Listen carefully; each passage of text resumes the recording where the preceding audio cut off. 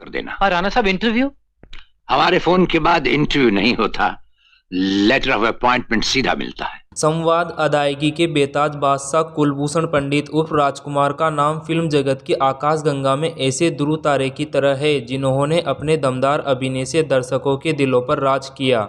वो तो था और है और हमेशा रहेगा। राजकुमार का जन्म पाकिस्तान के बलूचिस्तान प्रांत में 8 अक्टूबर 1926 को एक मध्यम वर्गीय कश्मीरी ब्राह्मण परिवार में हुआ। स्नातक की पढ़ाई पूरी करने के बाद राजकुमार मुंबई के माहिम पुलिस स्टेशन में बतौर सब इंस्पेक्टर काम करने लगे। राजकुमार मुंबई के जिस थाने में कार्यरत थे वहां अक्सर फिल्म उद्योग से जुड़े लोगों का आना जाना लगा रहता था। एक बार पुलिस स्टेशन में फिल्म निर्माता कुछ जरूरी काम के लिए आए हुए थे और राजकुमार के बातचीत करने के अंदाज से काफी प्रभावित हुए। उन्होंने राजकुमार से अपनी फिल्म साई बाजार में अभिनेता के रूप में काम करने की पेशकश की। राजकुमार सिपाही की बात सुनकर पहले ही अभिनेता बनने का मन बना चुके थे, इसलिए उन्होंने तुरंत ही अपनी सब इंस्पेक्टर की नौकरी से इस्तीफा दे दिया और निर्माता की पेशकश स्वीकार कर ली। शाही बाजार को बनने में काफी समय लग गया और राजकुमार को अपना जीवन यापन करना भी मुश्किल हो गया, इसलिए उन्होंने साल 1952 में रिलीज फिल्म रंगीली में एक छोटी सी भूमिका स्वीकार कर ली। यह फिल्म सिनेमाघरों में कब लगी और कब चली गई किसी को कुछ नहीं पता चला। इसी बीच उनकी फिल्म साई बाजार भी रिलीज हुई। साई बाजार बॉक्स ऑफिस पर औंधे मुंह गिरी। साई बाजार की सफलता के बाद राजकुमार के तमाम रिश्तेदार ये कहने लगे तुम्हारा चेहरा फिल्म के लिए उपयुक्त नहीं है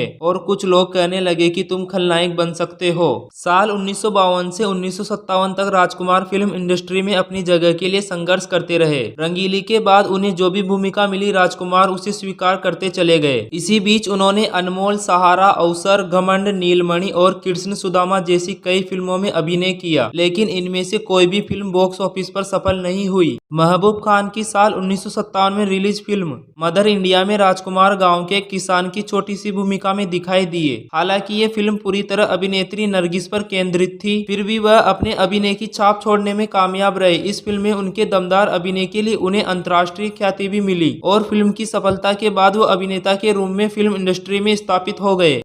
हम मुर्दों से सच उगलवा लेते हैं, तुम तो फिलहाल जिंदा हो। साल 1959 में रिलीज फिल्म पैगाम में उनके सामने हिंदी फिल्म जगत के अभिनय सम्राट दिलीप कुमार थे, लेकिन राजकुमार यहाँ भी अपनी सशक्त भूमिका के जरिए दर्शकों की वाहवाही लूटने में सफल रहे। इसके बाद दिल अपना, प्रीत पराई, घराना, गोदान, दिल एक मंदिर और दूज का चांद जैसी फिल्मों में मिली कामयाबी के जरिए वह दर्शकों के बीच अपने अभिनय की धाक जमाते हुए ऐसी स्थिति में पहुंच गए जहाँ वह अपनी भूमिका स्वयं चुन सकते थे। साल 1965 में रिलीज फिल्म काजल की जबरदस्त कामयाबी के बाद राजकुमार ने अभिनेता के रूप में अलग पहचान बना ली। बी.आर. चोपड़ा की 1965 में रिलीज फिल्म वक्त में अपने लाजवाब अभिनय से वह एक बार फिर से दर्शकों का ध्यान अपनी ओर आकर्षित करने में सफल रहे। फिल्म में राजकुमार का बोला गया संवाद।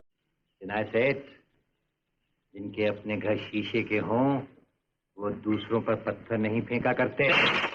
ये बच्चों के खेलने की चीज नहीं, हाथ कट जाए तो खून निकल आता है।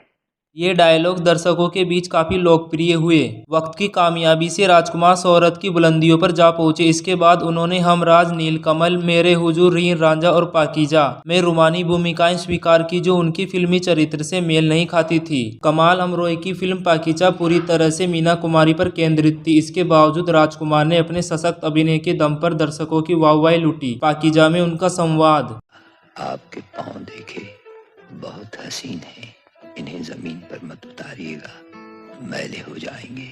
ये डायलॉग इस कदर लोकप्रिय हुआ कि लोग गाएं बगाएं उनके संवाद की नकल करने लगे। साल 1978 में रिलीज फिल्म कर्मयोगी में राजकुमार के अभिनय और विविधता के नए आयाम दर्शकों को देखने को मिले। इस फिल्म में उन्होंने 2 अलग अलग भूमिकाओं में अपने अभिनय की छाप छोड़ी। अभिनय में एक रूपता से बचने और स्वयं को चरित्र अभिनेता के रूप में भी स्थापित करने के लिए उन्होंने स्वयं को विभिन्न भूमिकाओं में पेश किया। इस क्रम में 1980 में रिलीज फिल्म बुलंदी में वह चरित्र भूमिका निभाने से भी नहीं हिचके। इस फिल्म में भी उन्होंने दर्शकों का मन मोहे रखा। 1991 में रिलीज फिल्म सौदागर में राजकुमार के अभिनय के नए आयाम देखने को मिले। सुभाष घई की निर्मित इस फिल्म में राजकुमार 1959 में रिलीज फिल्म पैगाम के बाद दूसरी बार दिलीप कुमार के सामने थे और अभिनय की दुनिया में इन दोनों महारथियों का टकराव देखने लायक था। 90 के दशक में राजकुमार ने फिल्मों में काम करना काफी कम कर दिया। इस दौरान उनकी तिरंगा, पुलिस और मुजरिम, इंसानियत के देवता, बेताज बादशाह, जवान, गोड़ और गन जैसी फिल्में रिलीज हुई।